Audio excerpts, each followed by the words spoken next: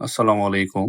VFS গ্লোবালে Italy ভিসার জন্য যারা ফাইল জমা করেছিলেন ১৩ই আগস্ট তাদের জন্য যে আপডেটটি আমি পেয়েছি সেটি আপনাদের সাথে আজকে আমি শেয়ার করব।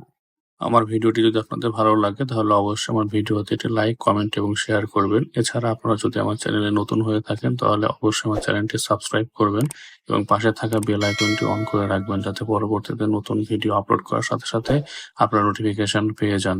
ইউরোপের ইতালি এবং ভিএফএস গ্লোবালের সমস্ত প্রকারের আপডেট ইনফরমেশন আমার চ্যানেলে আপনারা পাবেন। আপডেটটি চেক করার জন্য প্রথমে আমি গুগল ক্রোম ব্রাউজারে যাব। এরপর এখানে একটি ট্যাব ওপেন করে ভিএফএস গ্লোবাল ইতালি বাংলাদেশ লিখে সার্চ করব। এটি লিখে সার্চ করার সাথে সাথে আপনারা দেখতে পাচ্ছেন এখানে আপনার একটি পোর্টাল ওপেন হয়ে গিয়েছে। Welcome to VFS global. আমরা এখানে ক্লিক করব।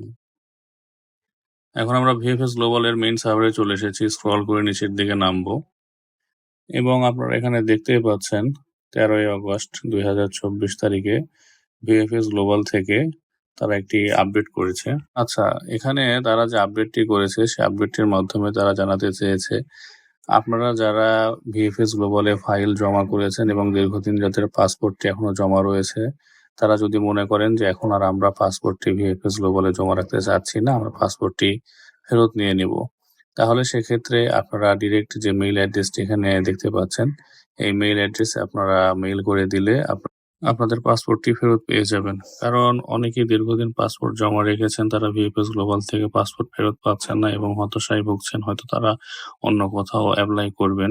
তো এই ক্ষেত্রে আপনাদের জন্য এটি একটি খুবই ভালো সিদ্ধান্ত হতে পারে।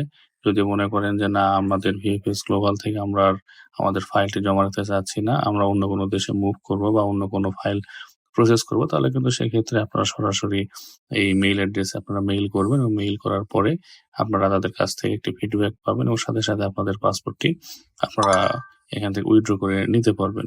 এটি বাংলাদেশি পাসপোর্ট হোল্ডারদের জন্য খুবই একটি ভালো সিদ্ধান্ত হতে চলেছে। কারণ এক্ষেত্রে যদি কারো ব্যক্তিগতভাবে মনে হয় যে না, আমার ভিসা পাওয়ার পসিবিলিটি নেই বা আমি যে ক্যাটাগরিতে ভিসা অ্যাপ্লাই করেছি সেখান থেকে আমি ভিসা পাবো না, বা যারা পাসপোর্ট ডেলিভারি পেয়েছে তাদের ভিসা অনেক রিজেক্ট হয়েছে, তো সেক্ষেত্রে আপনি কিন্তু খুব সহজে এখন আপনার পাসপোর্টটি আপনি উইথড্র করে ফেলতে পারেন। তবে এখানে হতাশার বিষয় হচ্ছে একটি, যে আমরা এতদিন পাসপোর্টটি ভিএফএস গ্লোবালে জমা রেখেছিলাম যেন আমরা ভিসা পাই, এই আশাতে অনেকদিন আমরা অপেক্ষা করেছি। কিন্তু এখন দেখা গেল যে এতদিন অপেক্ষা করার পরেও আমরা যখন আপডেট পাচ্ছি না বা আমাদের কাঙ্ক্ষিত সেই পাসপোর্টটিও ডেলিভারি পাচ্ছি না, ভিসার কোনো আপডেট পাচ্ছি না, তাহলে তো সেক্ষেত্রে এখানে দিনের পর দিন আমাদের পাসপোর্টগুলো রেখে আমাদের শুধু টাইম ওয়েস্ট হচ্ছে। কারণ আমাদের বিভিন্ন গ্রুপে যারা পোস্ট করছেন বা আমরা যে আপডেটগুলো পেয়েছি, অনেকে ২ বছরের মতো হয়ে গেছে এখন পর্যন্ত ভিএফএস গ্লোবাল থেকে কোনো আপডেট পায় নাই। ঠিক আছে? তো এক্ষেত্রে তারা হয়তো যদি মনে করে আমাদের পাসপোর্টগুলো আমরা নিয়ে নিব, তাহলে অতি সত্বর আপনাদের পাসপোর্টগুলো নিয়ে নিতে পারবেন। ১৩ তারিখের এই আপডেটটি আপনাদের বোঝার সুবিধার্থে আমি বাংলাতে ট্রান্সলেট করে দেখাচ্ছি গুগল ট্রান্সলেটর থেকে। তো দেখুন এখানে সুন্দরভাবে তারা কিন্তু বলে দিয়েছে, বাংলাদেশ ইতালি ভিসার আবেদনকারী স্মরণ করিয়ে দেওয়া হয়েছে এই মেইল অ্যাড্রেসে আপনারা মেইল করার মাধ্যমে আপনারা দূতাবাস থেকে পাসপোর্টটি ফেরত নিতে পারবেন। ঠিক আছে? তো বিষয়টি হচ্ছে যে এখন আপনারা সিদ্ধান্ত নেন।